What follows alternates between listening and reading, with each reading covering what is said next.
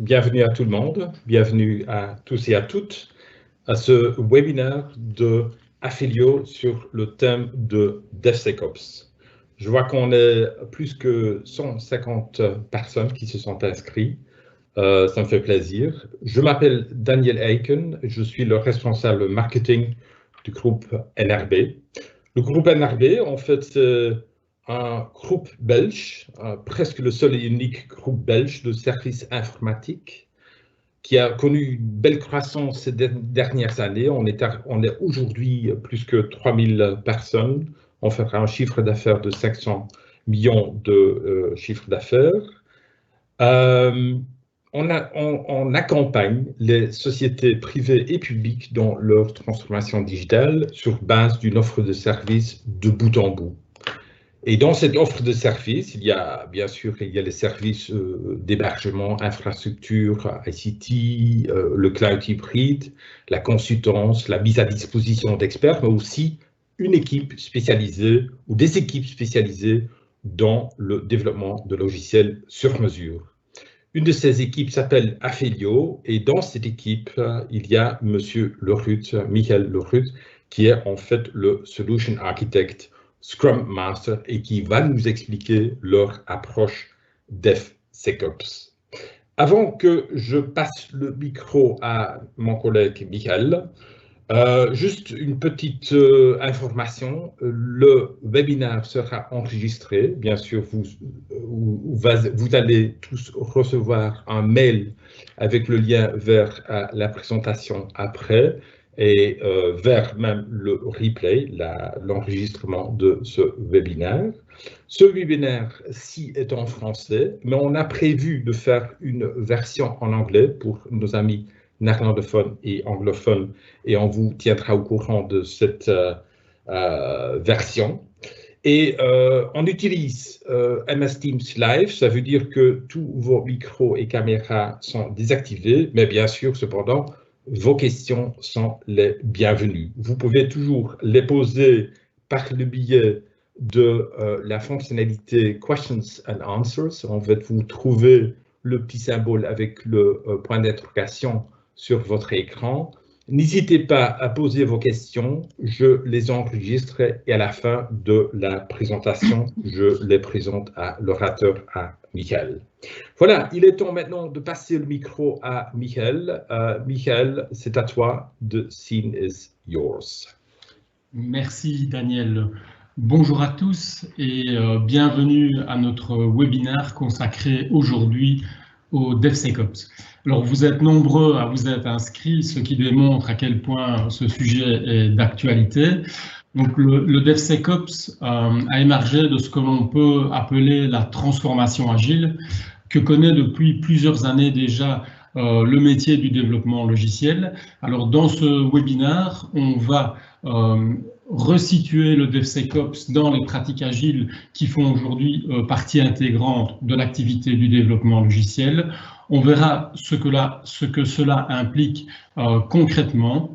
On verra également quel impact ça peut avoir sur les organisations, mais on verra aussi et surtout en quoi le DevSecOps est finalement une opportunité pour améliorer la capacité à livrer du logiciel et par-dessus tout, pour en améliorer la qualité et la sécurité.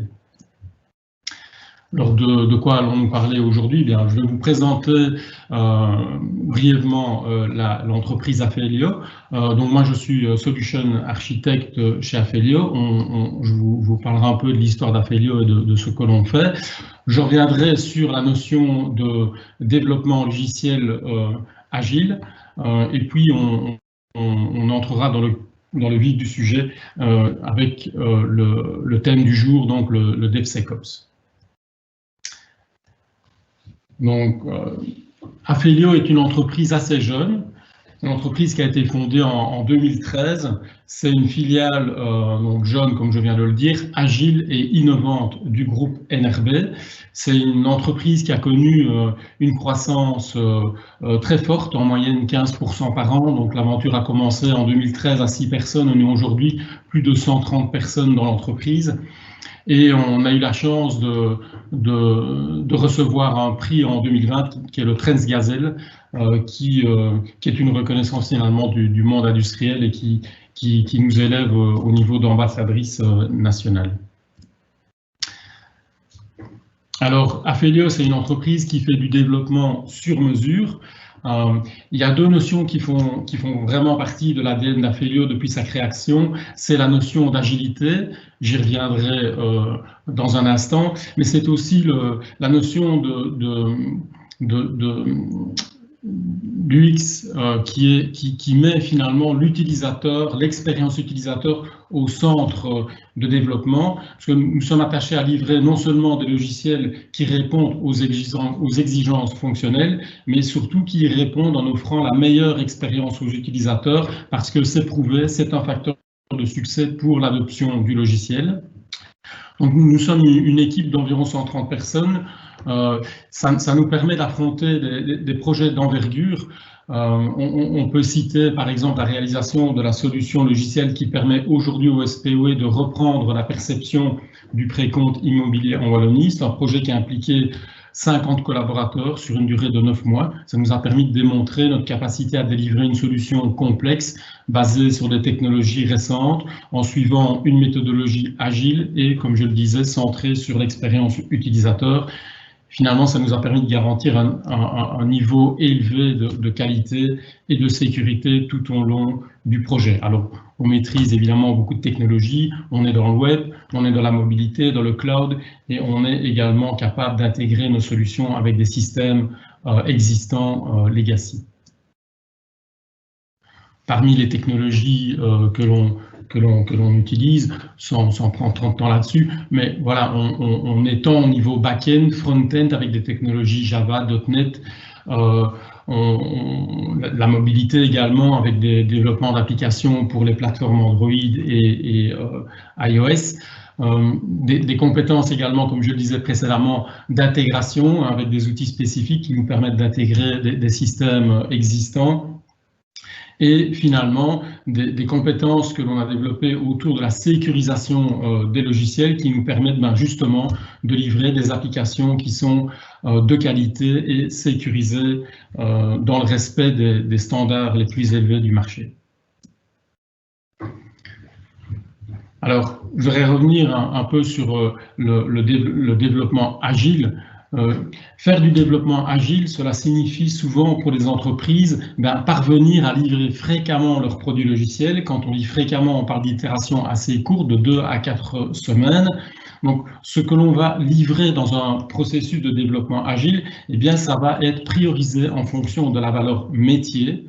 Donc pour ça, on a ce qu'on appelle un product owner qui maintient un product backlog dans lequel vont clairement apparaître les éléments qui ont le plus de valeur pour le produit logiciel.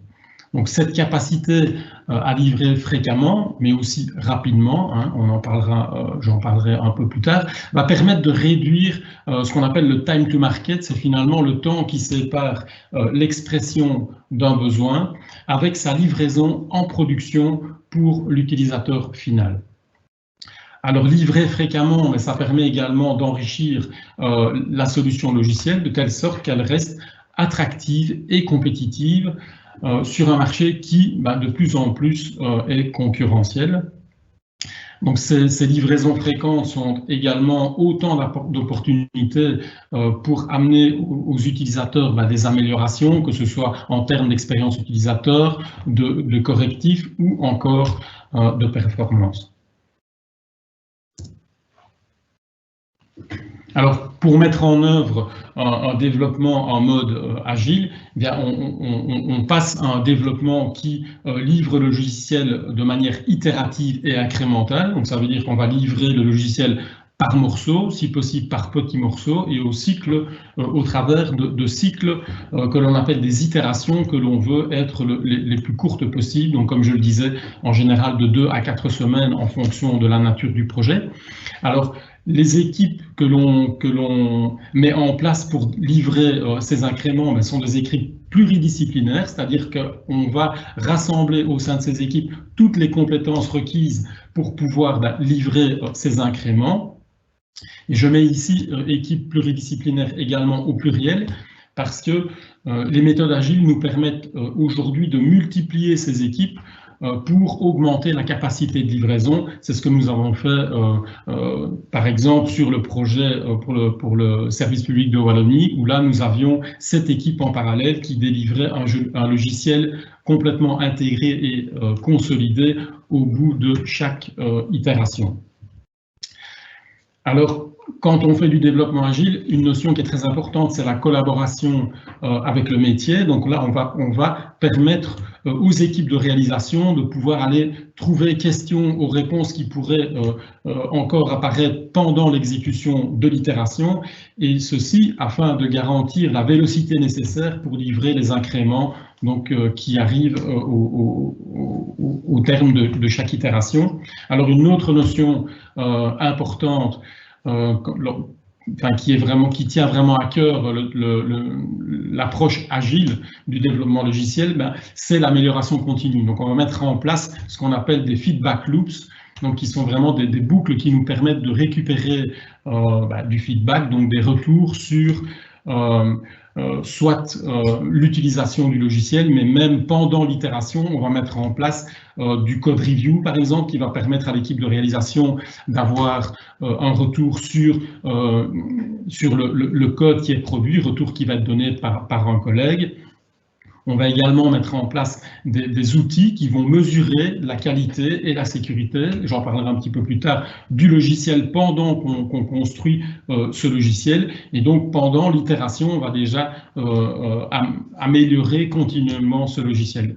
Une autre feedback loop qu'on va avoir également, c'est après chaque itération, évidemment, on va mettre le logiciel à disposition des utilisateurs et on va avoir de ce fait un retour positif, des retours positifs ou négatifs sur l'utilisation du logiciel, ce qui va permettre finalement à l'équipe de réalisation de toujours aller plus loin dans la rencontre finalement des attentes de l'utilisateur final.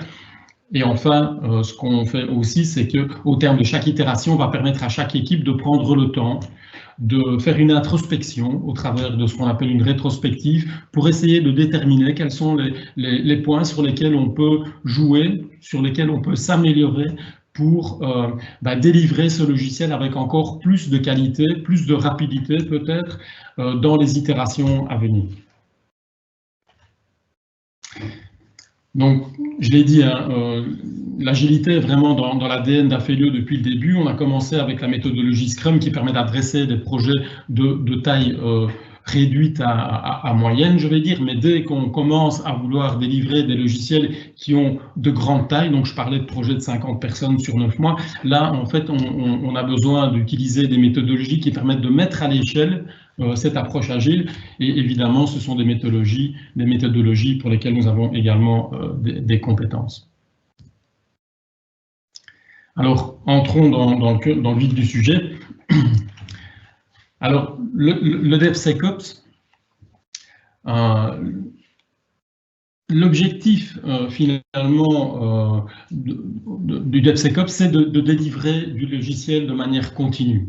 Donc on va pour ce faire, on va rassembler et faire collaborer les équipes de développement et les équipes opérationnelles, mais pas dans un mode que l'on peut connaître dans une approche classique. C'est-à-dire que dans une approche classique, on a une équipe de développement qui va produire le logiciel et puis ce développement est mis dans les mains d'équipes opérationnelles qui ont pour responsabilité de l'opérationnaliser finalement. Dans une approche DevSecOps, ces équipes vont travailler de manière étroite pour que ce que l'équipe de réalisation délivre soit directement, puisse directement être mis en opération, en production finalement. Et donc pour ce faire, on va vraiment désiloter ces deux silos pour les faire collaborer de manière constante tout au long du développement logiciel. Donc rapprocher les équipes de développement et opérationnelles, c'est possible. Ça rend possible l'automatisation des déploiements, mais pour rendre possible une automatisation de déploiement, il faut absolument contrôler la qualité et la sécurité du logiciel qui est produit. Et pour ce faire, on va mettre en place des procédures et des outils qui vont être utilisés au sein de chaque itération de manière systématique et de manière automatisée, de manière justement à pouvoir se sentir très confiant dans cette livraison continue de ce logiciel. Alors, un dernier point qui caractérise l'approche DevSecOps, c'est le fait de monitorer finalement les logiciels qui sont mis comme ça en production, donc pour pouvoir surveiller le fonctionnement du logiciel. Mais donc, je vous parle de sécurité, mais qu'entend-on par sécurité? Quels sont finalement les risques auxquels sont exposés de nos jours les systèmes informatiques?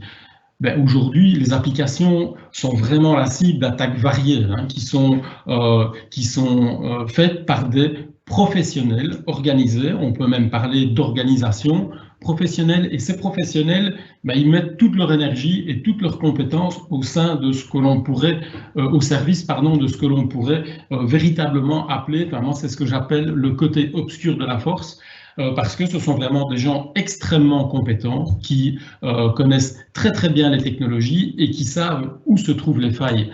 Et donc, les attaques auxquelles on s'expose, ce sont des attaques de type intrusion qui peuvent venir de l'extérieur, mais qui peuvent venir également de l'intérieur de l'entreprise. On s'expose à du phishing, donc le fait d'aller dérober finalement de l'information à l'utilisateur. On s'expose à des risques de fraude, donc de fausses transactions sont faites dans les systèmes par des hackers. De mon expérience, j'en ai vu et ça fait vraiment très très froid dans le dos. Il y a des faux en informatique, les virus sont connus de tout le monde, et puis on en entend beaucoup parler ces derniers temps, ces fameux ransomware qui sont des logiciels qui vont infiltrer les systèmes informatiques pour crypter finalement les données et rendre tout le système informatique finalement paralysé parce que ne pouvant plus utiliser ces données qui sont cryptées et en échange de belles rançons, d'où le nom, que les hackers libèrent finalement les données et débloquent les systèmes informatiques. Donc il y a beaucoup finalement d'attaques, et ces attaques finalement ciblent des périmètres différents du système informatique. Donc certaines attaques vont plutôt aller vers les éléments physiques du système d'information, d'autres vont plutôt aller vers l'infrastructure, d'autres vont plutôt se diriger vers le cloud, mais ici, avec le sujet du jour, donc qui est le DevSecOps, eh bien, on va pouvoir adresser la sécurisation vraiment du produit logiciel, et donc les autres périmètres, je vais dire, ne sont pas adressés par le DevSecOps. Donc finalement, je vous le dis, donc DevSecOps, c'est vraiment pour protéger les applications logicielles. Donc, quels sont les risques finalement pour les applications logicielles? Il y en a énormément en fait, hein, et elles sont répertoriées par des organismes qui sont bien connus. Donc, par exemple, le WASP, qui est un organisme qui énumère, qui maintient une liste des risques les plus élevés, les plus fréquents qui sont rencontrés par les applications de nos jours. Donc, j'en ai pris ici quelques-uns pour amener un peu de concret et qu'on se rende compte à quoi on s'expose et ce qu'on va pouvoir adresser comme problématique. Donc, il y a par exemple l'injection de code. Donc ça, il faut savoir que un hacker peut, par l'intermédiaire d'un simple formulaire de votre application, injecter du code qui va s'exécuter sur le serveur et qui peut faire potentiellement beaucoup de dégâts. Donc, si on n'adresse pas ce genre de vulnérabilité, eh bien, on s'expose à des problèmes qui peuvent être très, très importants. La falsification d'authentification, c'est vraiment un classique. Donc, un hacker va réussir à s'authentifier au nom d'un utilisateur valide du système.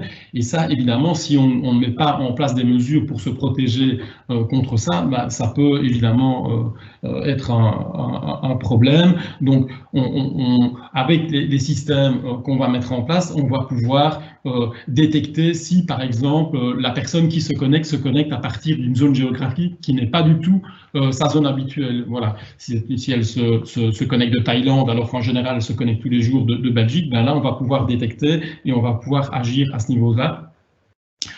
C'est mettre en place aussi des techniques qui peuvent bloquer le compte d'un utilisateur si celui-ci se connecte 3 fois avec, par exemple, un mauvais mot de passe. Donc, si la méthode d'authentification utilisée échoue au bout de X fois, on va pouvoir aussi se prémunir de ce genre de problème si on fait un bon nettoyage des sessions des utilisateurs une fois que celles-ci ne sont plus utilisées. Voilà, donc les logiciels qu'on va pouvoir utiliser vont pouvoir détecter ce genre de choses.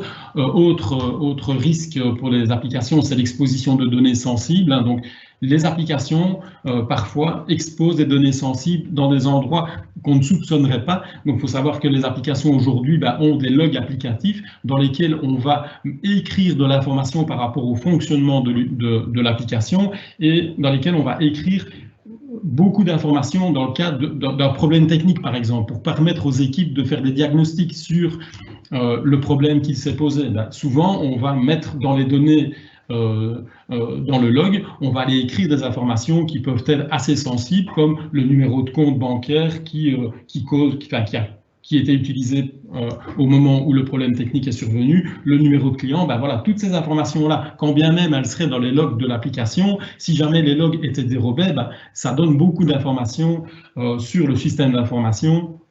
Et donc, ça, ce sont des choses qu'il faut aussi vérifier et que les outils dont je vais vous parler permettent de vérifier.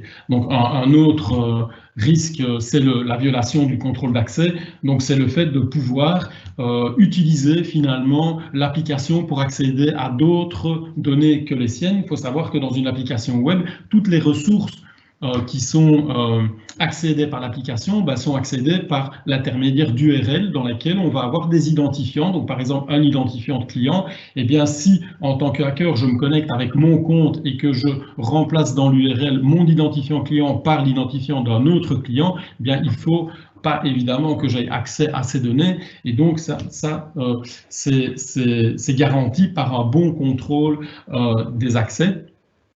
Un autre risque très présent aujourd'hui, c'est les composants qui sont vulnérables. Donc aujourd'hui, pour accélérer le développement logiciel, on va utiliser un tas de composants qu'on trouve sur le marché, qui sont souvent d'ailleurs des composants open source et qui sont potentiellement remplis de failles. Donc là, les outils que l'on utilise vont permettre de détecter les composants qui sont vulnérables et va nous permettre de réagir sur ces composants et en général, la réaction, c'est simplement de passer à une version, soit de ne plus utiliser le composant, soit de passer à une version plus récente qui corrige le problème.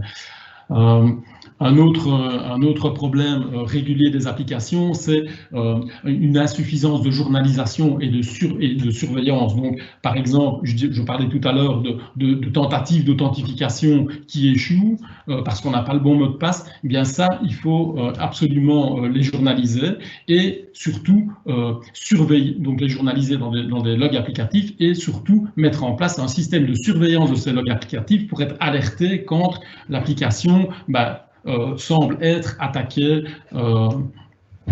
par des hackers.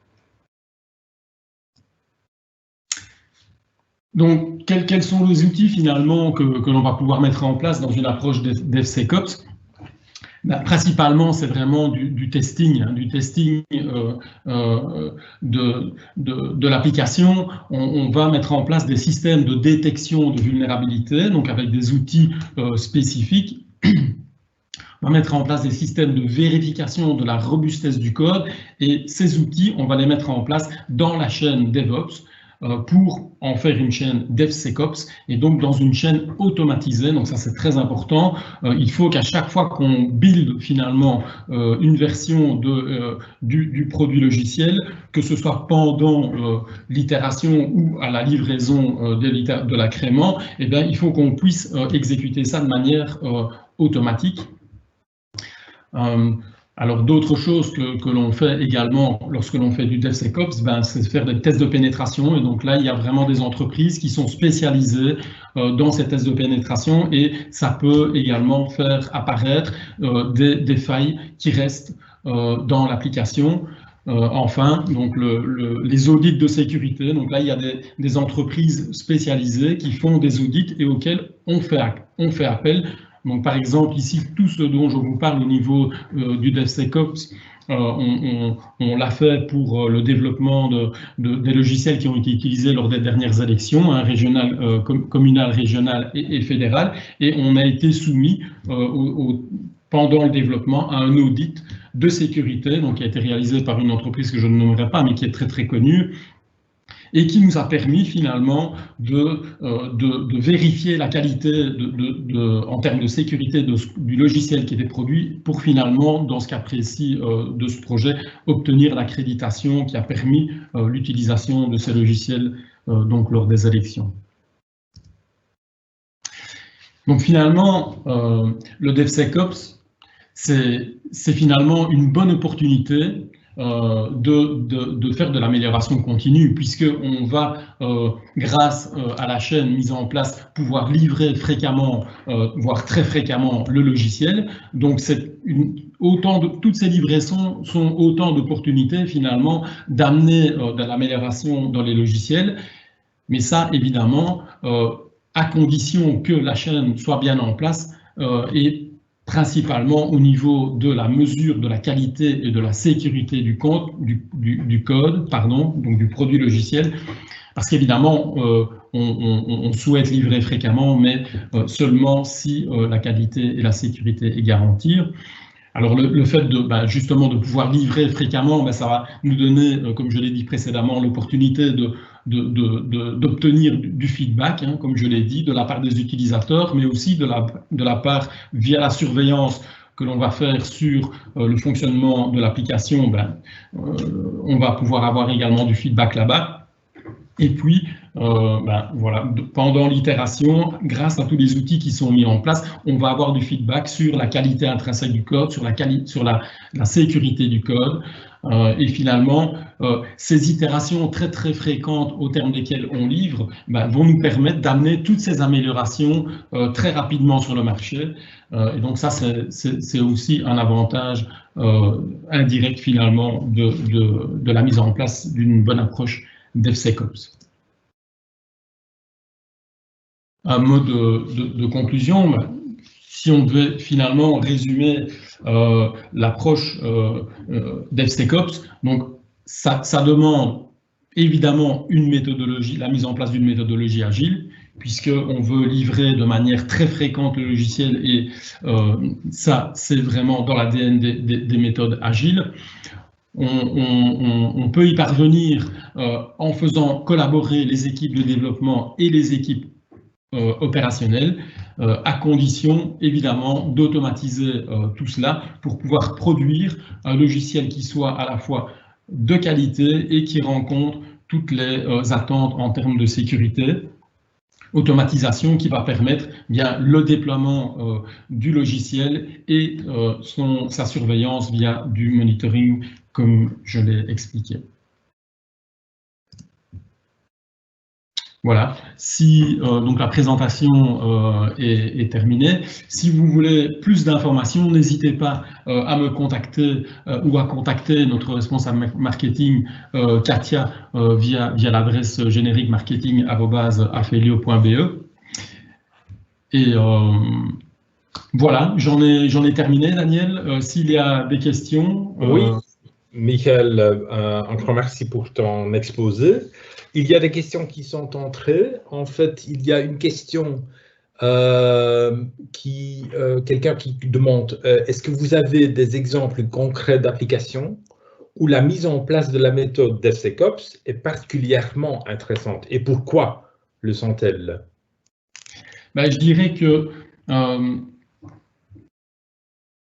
lorsqu'on veut livrer fréquemment déjà un logiciel, si on veut que le logiciel puisse être livré fréquemment, l'approche déjà DevSecOps s'impose, puisque voilà, je l'ai expliqué, la mise en place d'une approche DevSecOps va permettre de systématiser et d'automatiser le contrôle de la qualité et de la sécurité du produit logiciel. Donc, certainement, si on a un logiciel qui est amené à évoluer en permanence, c'est d'à propos. Ensuite, j'ai envie de dire que, a priori, ça pourrait s'appliquer à toutes les applications, hein, puisque aujourd'hui, les applications sont victimes d'attaques, peu importe la nature de l'application finalement. Donc, je pense que aujourd'hui, si on veut vraiment garantir la qualité et la sécurité de notre application, eh bien, une approche DevSecOps s'impose. C'est la manière dont on développe des logiciels aujourd'hui, en fait. Exactement. Michael, en fait, tu as aussi donné l'exemple des élections. Ce sont des applications qui sont une exposition très publique, très importante. Là, la sécurité est primordiale. Je crois bien qu'il y a pas mal d'applications qui sont dans le même domaine ou qui sont du même niveau où DevSecOps peut garantir la qualité de la sécurité. Autre question, tu as parlé régulièrement de collaboration et de mettre ensemble les équipes métiers et technologiques. Comment vous vous organisez?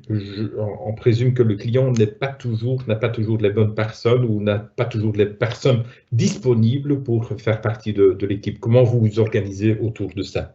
Oui, ça c'est une bonne question. En fait, ça c'est vraiment donc dans l'approche agile, effectivement, comme une équipe de réalisation va être amenée à livrer un incrément du logiciel toutes les 2 à 4 semaines, c'est clair que si des questions se posent, il faut les réponses immédiatement. Et donc ça, effectivement, on a des clients, la plupart de nos clients d'ailleurs ne peuvent pas détacher une personne pour faire partie de l'équipe de réalisation et répondre à ces questions-là. Mais donc ces questions, finalement, l'équipe de réalisation les adresse à ce qu'on appelle, je l'ai expliqué, un product owner. Et ce qu'on fait chez Aphelio, c'est qu'on met en place au sein de l'équipe de réalisation ce qu'on appelle des product owner proxy. Donc, ce sont des personnes qui ont des profils de business analyst qui vont tout au long du projet, monter en compétence sur le domaine métier du client, enfin de l'application plus précisément, et ces proxys PO sont dans l'équipe de réalisation et ce sont eux qui répondent directement à l'équipe de réalisation et font finalement le relais avec le PO qui lui reste chez le client. En fait, il y a quelqu'un qui pose la question, si je comprends bien, il est obligatoire d'utiliser la méthode agile pour faire du DevSecOps. La méthode agile, en fait, si j'ai bien compris, DevSecOps, ça fait partie de la méthode agile. On ne peut pas faire du DevSecOps si on n'est pas dans un contexte agile. Ça, je dirais que oui. Hein, oui, c'est bien ça. Fait, le DevSecOps, c'est vraiment l'automatisation de la chaîne et je dirais que c'est vraiment parce qu'on va faire du développement agile qu'on a besoin du DevSecOps, effectivement. Puisqu'on peut délivrer toutes les 2 à 4 semaines, c'est vraiment là que ça prend tout son sens. Yeah.